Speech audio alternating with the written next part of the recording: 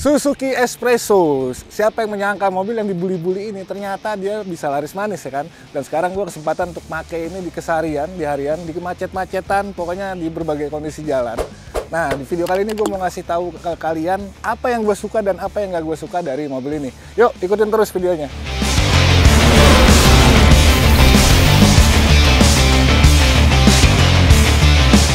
Yang pertama gue suka tampilannya nih. Walaupun dia kecil, tapi ini gagah banget kan.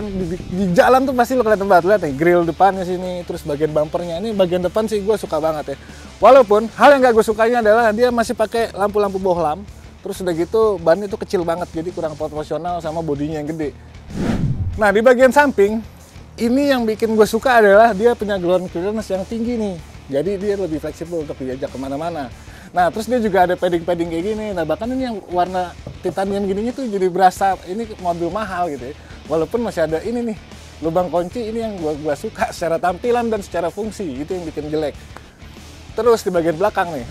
Nah, di bagian belakang ada beberapa hal yang gue suka. Pertama, dia punya spoiler yang bikin tampilannya jadi lebih sporty. Sama bumpernya nih beneran menegaskan kalau ini adalah sebuah SUV atau mobil yang dibikin SUV. Terus ada defoggernya juga, jadi lumayan lengkap lah. Kalau yang gak gue sukanya, ya paling lampu bohlamnya ini sama ini lagi nih lubang kunci, dan ini tuh nggak bisa dibuka dari sini, harus kenceng banget gitu. Itu doang sih. Nah, sekarang di bagian kabin apa aja sih yang gue suka? Yang pertama, space-nya. Walaupun ini mobil kecil, tapi ternyata dia punya ruang yang menurut gue ini cukup lega ya untuk mobil sekecil ini ya. Terus udah gitu, ini desain dashboardnya, walaupun dia pakai material yang semua serba keras dan plastiknya kelihatan murah, tapi secara layout dan desainnya ini keren banget. Apalagi di sini ada buletan kayak gitu, yang kayak mobil-mobil Mini Cooper kayak gitu ya. Ada aksen-aksen yang kayak gini bikin mobil ini kayak anak muda banget, sporty. Terus di sini juga MID-nya taruh di tengah nih, dia bukan di belakang setir. Nah, sama buat power window-nya ada di bagian tengah. Ini juga sama kayak mobil-mobil Jimny atau Mini Cooper juga sama kayak gitu ya. Paling yang gak gue suka ya ini panel-panel AC-nya biasa banget, walaupun AC-nya dingin ya. Udah gitu, setirnya gue nggak suka karena apa, dia nggak bisa diatur-atur, jadinya lu bakal sulit untuk menemukan posisi yang ergonomis. Udah gitu, dia tuh nggak balik lagi kalau dibelokin. Ini jadi bikin nggak fun to drive sebenarnya itu. Joknya gue suka, terus spionnya gue suka. Kenapa? Walaupun ini pakai tuas begini, tapi dia bisa pakai voice command yang kiri. Cuy, tolong geserin sana. Ah iya. Iya kurang. Gila. Ini lebih canggih dari Wuling. Pakai voice command. Sama di bagian belakang, ya harusnya sih gue nggak suka, tapi karena di belakang dan gue lebih sering nyetir, jadi power window-nya nggak ada pun pakai engkol-engkol ya udahlah nggak masalah. Yang penting harganya murah. Yoi nggak? Gitu aja sih. Oke, setelah gue membahas hal yang gue suka dan nggak gue suka, apalagi kalau bukan kita cobain langsung deh mobilnya. Siapa tahu setelah dicobain jadi jatuh cinta, ya nggak? Dijalanin aja dulu. Sebenarnya kayak gitu kan. Oke, langsung aja kita jalan ya. Oke, sekarang driving impression-nya. Gimana rasanya sih nyetirin mobil sekecil ini di tengah kota ya? Dan kesan pertama gue, ini mobil bener-bener praktis banget sih. Enak banget dipakai di jalanan macet-macet kayak gini gitu ya. Jadi dia bisa dengan leluasa untuk selap-selip gitu. Jadi kayak bawa motor, kayak bawa bajai mungkin gitu. Ini yang jadi nilai plus menurut gue, karena menjadikan si Espresso ini jadi bener-bener mobil yang praktis untuk di perkotaan ya.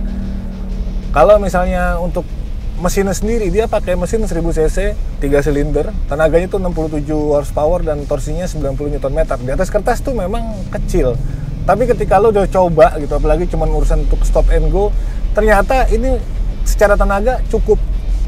Ya maksud gue cukup lah, ini cukup layak banget, nggak kekurangan sama sekali. Walaupun dia pakai transmisi AMT ya memang agak-agak endut-endutan, tapi ya udahlah, itu memang jadi kekurangan minor dari transmisi inilah gitu. Tapi kalau misalnya untuk orang-orang awam gitu yang dia cuma pakai buat aktivitas keseharian di perkotaan, ini mobil enak banget gitu. Udah gitu, kalau misalnya kita bicara konsumsi bahan bakar, ini irit banget, bahkan mungkin bisa menyamai mobil-mobil hybrid sekarang gitu ya. Gue dipakai di kemacetan, rata-rata kebanyakan di kemacetan itu konsumsi bahan bakarnya 16,5 km per liter. Waduh, itu gokil banget sih. Udah gitu masih bisa pakai Pertalite, yoi ya. Nah, terus gimana handlingnya? Nah, kalau handling ya memang agak sedikit kurang bisa diharapkan lah. Tapi wajar mengingat jenisnya, ini kan dia juga di set untuk jadi seperti SUV ya. Dia punya ground clearance yang tinggi.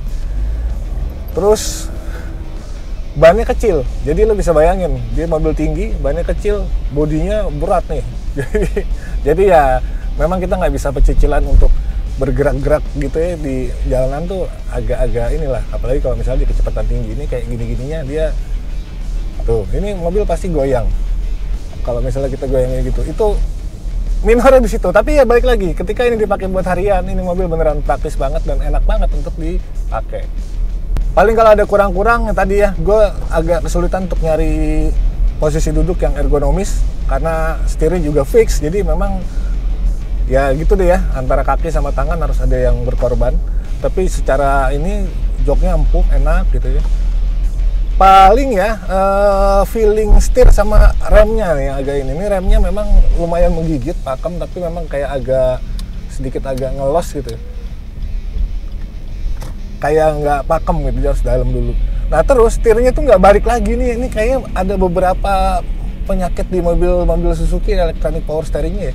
Jadi setirnya tuh nggak belok, ini yang sebenarnya yang bikin nuansa atau rasa sensasi fun to drive-nya itu agak sedikit berkurang karena si setirnya ini. Jadi ketika lo bermanuver tuh dia nggak langsung balik setirnya. Entah kenapa ini nih. Coba kalau ada yang tahu bisa komen di kolom komentar ya. Tapi secara overall ya gue cukup suka sama mobil ini. Dari segi performanya ini lumayan walaupun dia pakai mesin kecil, dan pasti konsumsi bahan bakarnya juga irit. Udah gitu dia juga gesit, enak bisa meliuk-liuk di jalan-jalanan yang padat, yang kecil gitu. Memang benar-benar ini sebuah urban SUV lah. Gimana? Enak? Ya, tar dulu, nih gue mau ngomongin, itu dia makanya. Jadi mungkin wajar kenapa ternyata mobil ini tuh laris men, karena secara overall ini gue ngerasain mobil praktis banget. Dia tinggal jalan aja, di jalanan juga dia bisa nyempil-nyempil. Ya gue suka lah. Walaupun memang ya namanya juga harganya murah ya, 150 jutaan sampai 160 jutaan.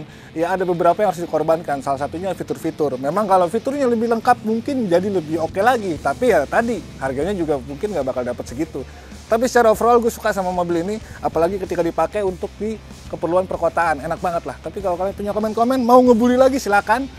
Mendingan coba dulu kali ya baru ngebully, karena gue juga setelah nyoba, ya ini mobil enak lah. Sayang, suplainya terbatas dari India. Jadinya, ya gitu dah. Oke, sampai jumpa di video selanjutnya. Gue pamit. Peace!